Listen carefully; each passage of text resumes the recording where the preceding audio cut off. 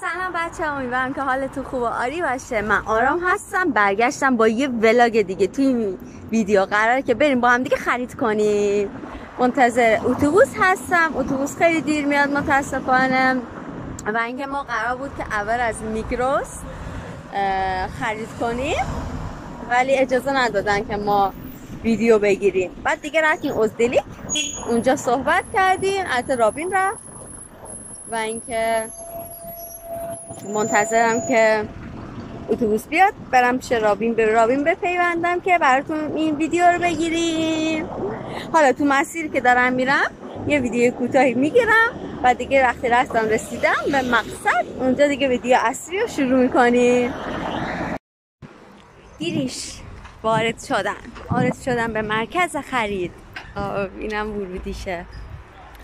دوست دارم ازدلیکو دوست دارم نسبت به جاهای دیگه.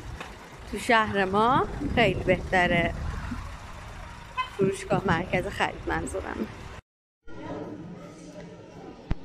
بچه ما قرار بود که اول بریم خرید کنیم ولی گفتیم بی خیال خرید بشیم، ولی قیمت ها رو باهاتون در میون بذاریم. از چیز خیلی باحال شروع میکنم. البته نگفته نمونم، خواستم اینم بهتون بگم که ما داریم قیمت ها رو بهتون نشون میدیم. اگه دوست داشته باشید مقایسه کنید یا اگه قصد مهاجرت داشته باشید بدونید قیمت های توی فروشگاه چجوریه. حالا بریم از نوتلا شروع کنیم. عشق رابین. اگه به رابین بگن که آرامو میخوای یا نوتلا رو، قطعا میگه نوتلا. نوتلا چند گرمیه؟ 750 گرمی؟ 25 و 95. توی کشورهای خارج از ایران، خارج از کشورهای خارج از ایران مگه داری؟ یعنی مثلا کشورهای دیگه به جز کشور ایران، یعنی مثلا می‌نویسن 25 و 95 ولی گولتون دارن میزنن. یه لیتر دقیقا میشه 26 لیتر، 5 قروش کم داره ولی بذاره بهتون مثلا میگه که آره ارزونه بیاین بخرید، ولی دسته که گول داره. عسل، اما اقسام عسل با طعم‌های مختلف. مثلا این گل، این انواع گل هاست. خب قیمتشون هم 44 و 90، همون 45 لیر میشه. در سایزها چیزهای مختلف، مثلا این 34 و 90. البته اینا کارخونه‌ایه ولی ارگانیک رو نمیدونم کجا میذاره اینجا، ولی ما رو میگروس رو میفرستن. بچه اینا همین ارزاهای خودمونه ها، ولی شیرین نیستش متاسفانه. باید با همین اسم اینا چیه؟ بگو شیره انگور و این چیزا میکس کنی که اون شیرینی رو بهت بده. قیمتش هم میخوایم بدونید. اگه مثلا میان ترکیه هوس بکنید، مثلا هستش که بهش میگن تاهین 20 و 95. مثلا خب به خاطر مارکاش قیمتش باز متفاوته، 23 و 45 باز. 12 لیرش هم داشته تموم شد.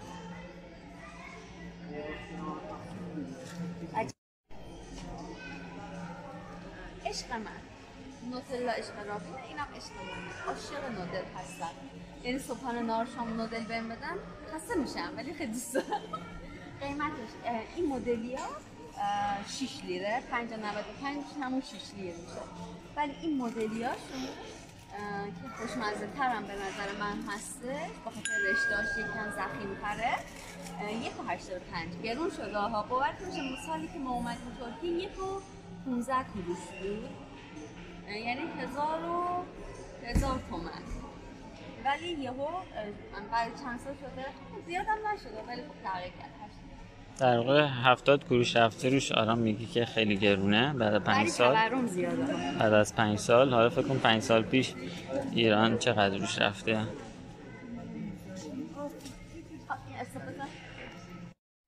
اینم عشق من. من عاشق روغن زیتونم، بخاطر اینکه مسلماً کالریش کمتره، بعد برای بدن مفیدتره. قیمتش میگم با دوربین کلا مشکل دارن، یعنی الان دیگه داستانی بود. قیمتش هم 66 لیره 2 لیتریشه. ولی بهترین مارکه، یعنی از ترکا بپرسید چه چیز کدوم مارک رو بگیریم میگه که این مارک خیلی خوبه. من همیشه از این مارک استفاده میکنم. قیمتش هم خوبه. حتی یه مغازه دیگه من هستش کنار خونمون، من ازش خرید میکنم، قیمتش باز بهتره، انصاف تره. مثلا توی این دیریمش خریدم 48 لیر، 48 لیر کجاست؟ 65 لیر کجا؟ اینجا تو وسایل تو چیزای خوردنی هم خیلی به قول معروف تخفیف میخوره که میتونی با تخفیف بگیری، هم چیزای خوردنی هم چیزای مثل دستمال و اینا، همش چیزای تخفیف دار زیاد هست کلا. پاپیو 12 تاییه، چند قیمتش 29 لیره.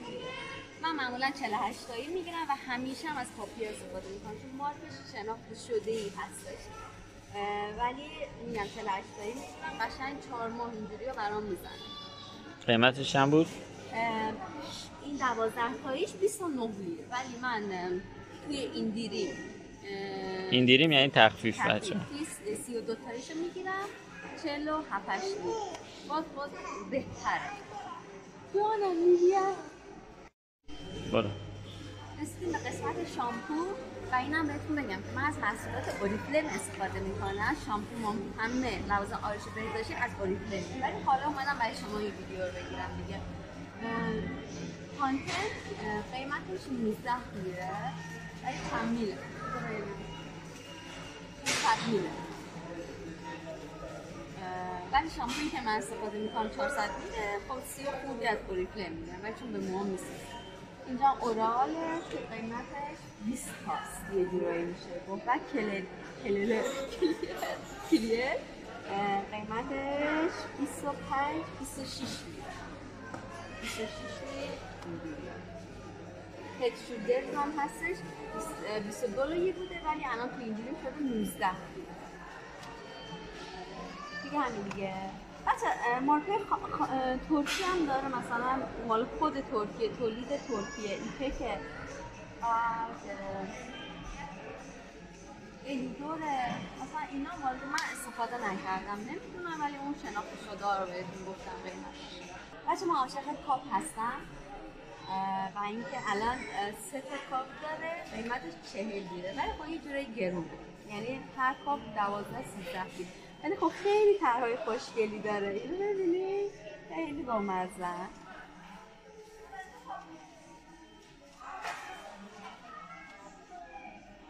این 3 تا 40 لیر که الان که داریم ویدیو رو ضبط می‌کنیم 40 لیر میشه نزدیک 180,000 تومان. 3 تا خوبه دیگه 180.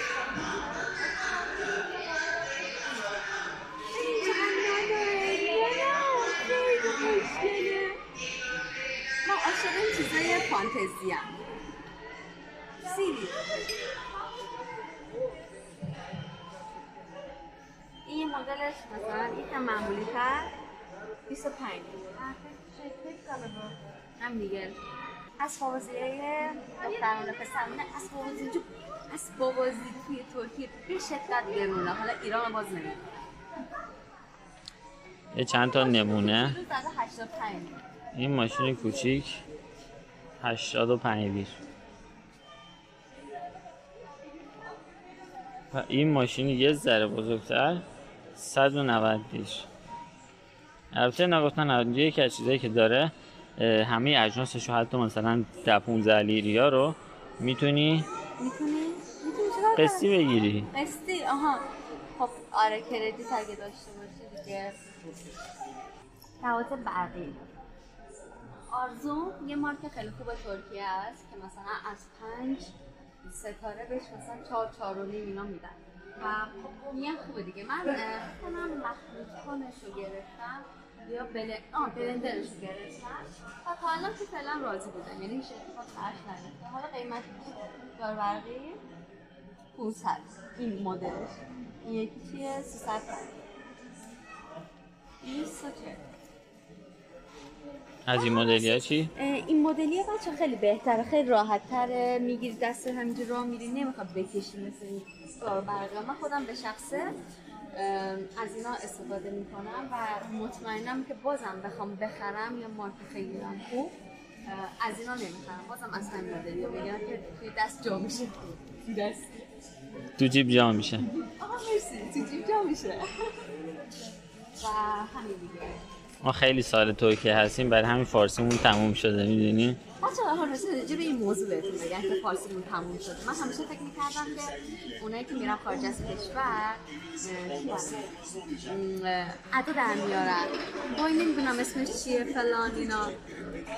بعد وقتی اومدم ترکی، خب ترکی صحبت میکنی، بعضی کلمات واقعا یادم میره، واقعا یادم میره. نه اینکه بگی که نه حالا دارم کلاس میذارم اسم کلمه یادم نمیاد. یه چیزی بگم بچه همه دارن با تعجب من رو نگاه میکنن، اینا انگار هیچی نهیدن ویدیو گرفتن. ولی خدا رو شکر اجازه گرفتیم، هیچکی نمیتونه به ما چیزی بگه. بچه ربگوجه رسیدیم.